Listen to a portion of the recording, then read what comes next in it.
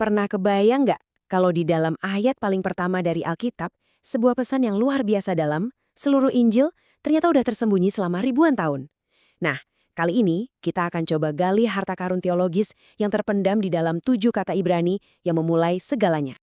Kita semua pasti familiar banget sama kalimat ini kan? Kalimat pembuka yang begitu agung dan penuh kuasa. Tapi ternyata ini lebih dari sekedar pernyataan tentang penciptaan. Ini adalah panggung bagi kisah terbesar yang pernah diceritakan, yang kodenya sudah ada sejak awal mula. Oke, mari kita selami lebih dalam. Ini bukan pertanyaan iseng atau teoretis ya. Ini adalah sebuah misteri yang mulai terungkap saat kita melihat lebih dekat ke bahasa aslinya. Bahasa di mana Tuhan pertama kali berbicara kepada ciptaannya. 7 kata. Dalam terjemahan, beberapa nuansa maknanya mungkin hilang.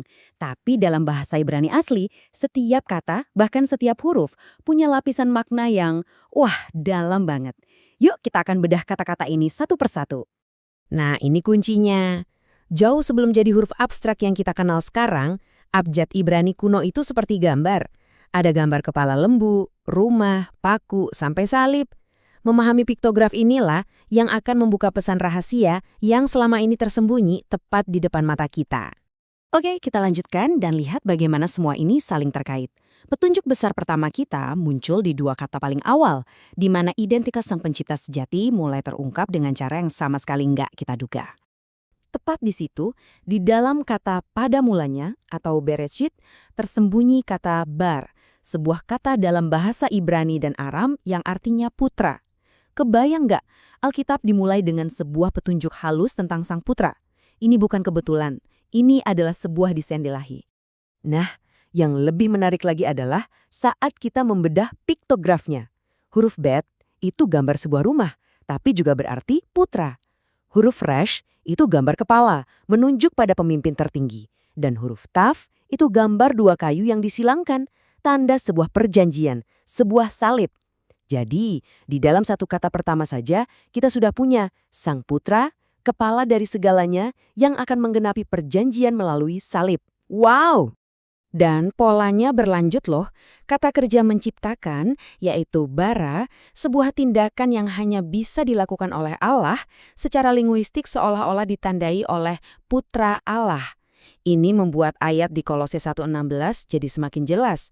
Segala sesuatu diciptakan oleh Dia dan untuk Dia. Sekarang kita sampai pada bagian yang paling menakjubkan. Ada satu kata kecil di tengah-tengah ayat ini, sebuah kata yang sering diabaikan, tapi disitulah Sang Pencipta meninggalkan tanda tangannya yang tak terhapuskan. Kata ini adalah et. Dalam tata bahasa Ibrani, kata ini sering tidak diterjemahkan karena fungsinya hanya untuk menunjuk objek.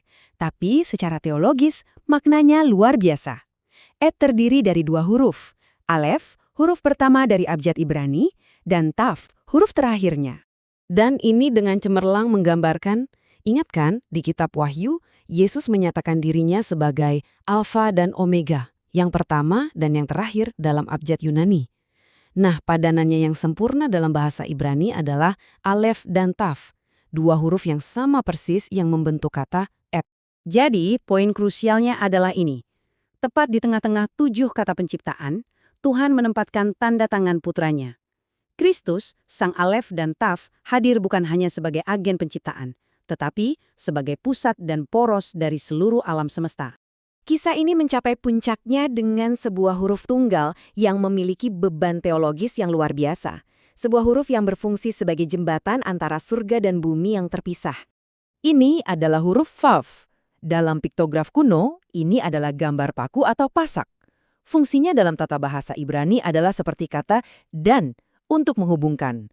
Secara simbolis, maknanya sangat kuat, sesuatu yang menyatukan apa yang telah terpisah. Secara numerik, nilai dari huruf vav adalah 6. Dan angka 6 ini bukan sembarang angka. Di seluruh Alkitab, angka ini secara konsisten terhubung dengan manusia. Kita diciptakan pada hari ke-6. Kita bekerja selama 6 hari. Angka ini seolah-olah mewakili kita. Dan disinilah semuanya menyatu dengan indah.